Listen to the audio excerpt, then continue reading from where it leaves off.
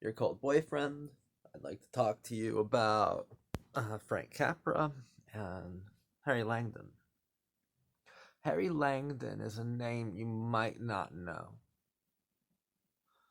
Harry Langdon maybe could have been one of the all-time great silent comedians.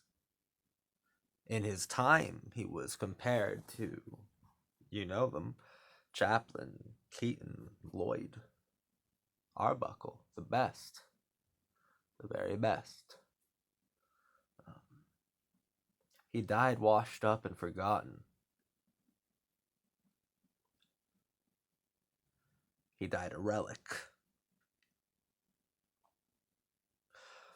Frank Capra, when he started, he kind of conned his way into film business. He was able to make a short film by pretending, by impersonating like an actual film director, and he ended up with a small amount of success, or at least it was a small amount of success that got his name in motion. That got his name. He had some juice on his name at that point, and also by making the short film, he got a taste for celluloid, which Capra is in love with celluloid. Um, is a devotee of celluloid, almost has a religious uh, fascination with film, and he's one of the most devoted directors I've ever read, and I've never read film talked about like this.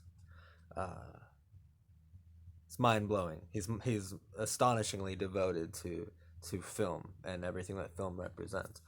But so he ventured off and got a job, I think with like Hal Roach first.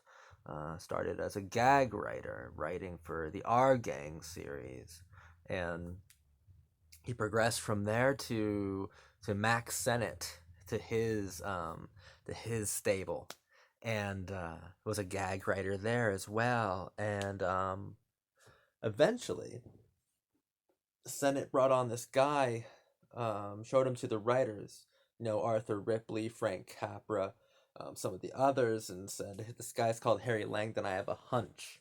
And Sennett's hunches, they were always right. Um, Sennett had a uncanny ability to know what an audience will find funny.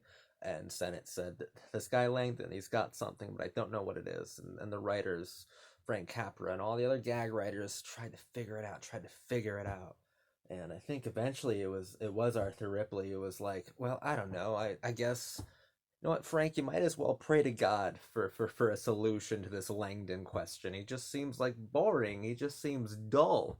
You might as well just pray to God for an answer. And that's when Capra went, Eureka! That's it. He's God's little helper. He saw in Langdon a vision. Because they were trying to figure out what they can do with him. They're like, he seems so dull that he's childlike. He seems so innocent that he's dopey. And Capra went, well, that's a strength. That's it. And I think that Harry Langdon is so important when we're talking about Frank Capra because it's the first time he realized his thesis. Because in Langdon, he said, adversities. Chaplin thinks his way through them. Buster Keaton suffers stoically through them. Harold Lloyd blasts through problems with speed. But Harry Langdon, he trusts his way through adversities. He trusts his way through difficulties, through obstacles, and gets through them by the grace of God, by luck, or just plain a cosmic goodness. He trusts his way into success. God's little helper. And then if you watch the Harry Langdon films that Capra was a part of, um, he was a gag writer on so many of them, but I think most importantly, Tramp. Was that what it was called? I think it was called that. But even more importantly than that, when Harry Edwards, who was the original, who was Harry Langdon's first director on the Senate set, and also when Langdon kind of took Capra and Ripley and some of the other gag writers with him to start up like their own studio, basically, because Langdon hit it huge. Capra figured out exactly how to use him, and it was called Tramp. But Capra knew exactly how to use him, and the public loved Langdon. They loved him. So Langdon started to get a huge ego. He started to get a big head. He got real big headed. He got really full of himself. But and Harry Edwards saw it coming, the original director, and he left after Tramp, which is a really good movie, which kind of opened up the doorway for Frank Capra to sit in the director's chair for his first feature-length film, The Strong Man, which critics also loved. And when you watch them, you see this thing that we will see with Capra heroes until the end, and it's so astonishing that you can already see its conception, its idea, its seed in Harry Langdon. You can see the thesis of Capra's entire filmic philosophy, his entire filmic theory and output in his very first feature film, where we see a character who is so innocent that he seems childlike to cynical audience members. And in fact, it makes the cynical audience member try to view life more optimistically so they can be so obliviously lucky. I mean, we see this kind of seemingly childlike naivety in people like Mr. Deeds and people like, Mr. Smith, even the John Doe character, through all of Capra's films, all of his beautiful ones, we see this. And yet, I think it was born in what he saw in Langdon, and it was born of comedy. It was born of comedy as pathos, or pathos as comedy. That this innocent thing, that innocence, will always seem naive to a cynical world. But what you're supposed to do is bring the reality of the innocent, which seems farcical, comical, and you want to expose kind of cynical people out there, but well-meaning, well-intentioned people who've forgotten what that kind of childlike goodness is like. Kind of rekindle like a very human fire inside of them. And you're seeing that with Langdon. You're seeing that with basically every Frank Capra hero from then on. And it's born in Harry Langdon. Now, Harry Langdon became so egotistical that he started treating Capra like dirt, treating his everybody on his crew and the production like dirt. Just kind of being the worst. Came to a point where Frank Capra, after having been like kind of cruelly berated by Langdon and his new entourage, his new leechers, his new hanger-oners, in front of his entire crew, kind of emasculated in a way. Frank went to Harry's dressing room, and Harry is just lying back with his head like just chilling in his own self-obsessed world. And Frank said, "Harry, I came to tell you what many of us have wanted to say to you for some time, to wit, what you've turned into. An impossible, opinionated, conceited, strutting little jerk. He gave me a quick, vacant look, then turned away again. The happy little guy we once knew and loved has become an ungrateful heel, and you know what kind. But you're still one of the great artists of our time, as great as Chaplin. You can become greater if you just stop being a little tin Jesus, and yes, stop worrying about copying Chaplin. Sure, Chaplin writes his own stuff and directs himself, but he created his own character. He understands it better than anyone else. But you didn't create your character, and you don't understand it. And now that you believe your own interviews, you never will. But Harry, as a friend, all I'm trying to tell you is that you don't have to act and write and direct to be greater than Chaplin. All you have to do is accept the help of those around you. Comedians must be loved to get laughs, and right now, the only one who loves you around here is you. Think it over, Harry. Why don't you try thanking God for your success and not yourself?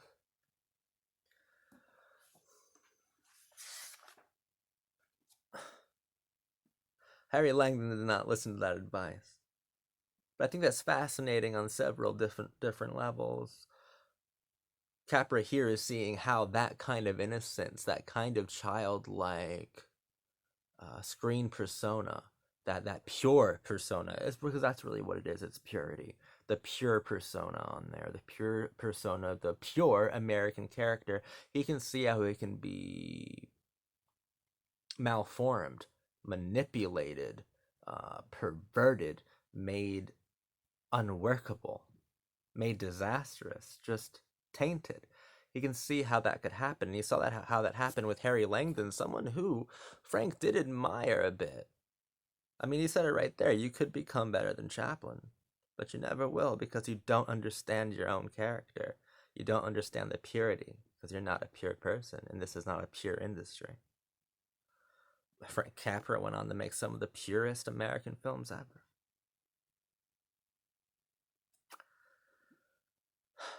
Harry Langdon also talked a bunch of shit about Capra, said that Capra did not direct The Strong Man, that he just put his name in there as a gag. He directed himself. And Capra was mortified. He felt humiliated. And everybody believed him. All the studios believed him. He had to crawl on his hands and knees to get a job somewhere. And then that film ended up flopping too. It was For the Love of Ike. It's a lost film. I wish it wasn't because, let me see if we can get her in the frame. Claudette Colbert. It's the first time they worked together, but it's lost. But Harry Langdon, his career, his films went from bad to worse until he was just a vacant cavity. He was non-existent. Capra did see him once filming a cheap little like one-reeler. And it was really poetic because it was of a gag from the film The Strong Man.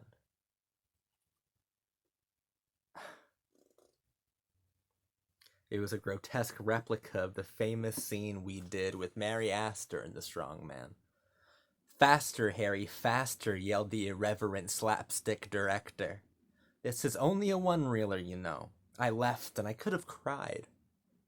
That great, great artist, whose art was the very essence of slow, slow pantomime, was being hollered at to go faster. In 1944, he died of a cerebral hemorrhage. A long forgotten man, the tragedy of this supreme talent is that he never knew what made him great, nor why the world forgot him. Quick fame and the consequent barnacles of conceit that clogged his ego made him impervious to help from those who knew the secret of his magic, the elf, whose only ally was God. If in heaven he discovers it for himself, he will have the angels falling off their clouds.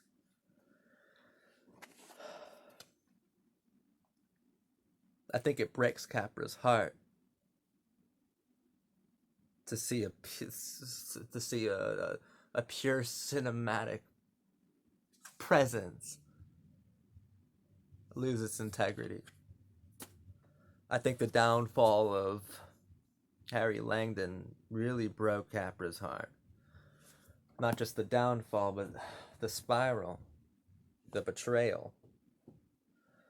Frank Capra saw firsthand how the very innocence, the very purity that Capra longed to champion on screen, he saw how that could be weaponized and made self-destructive. He saw the danger of it.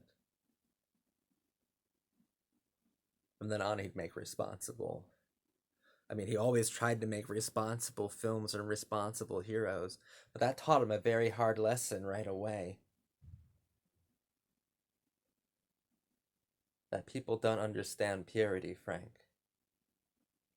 Especially not the ones who most personify it. Especially not them.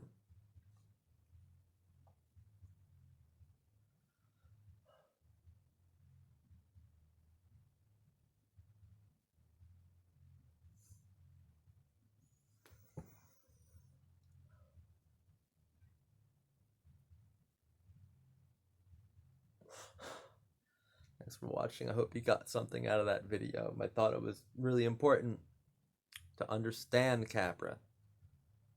That this whole thing that we call Capra-esque was born of an extremely human tragedy. Not only a failure of Capra's vision, but of its personification.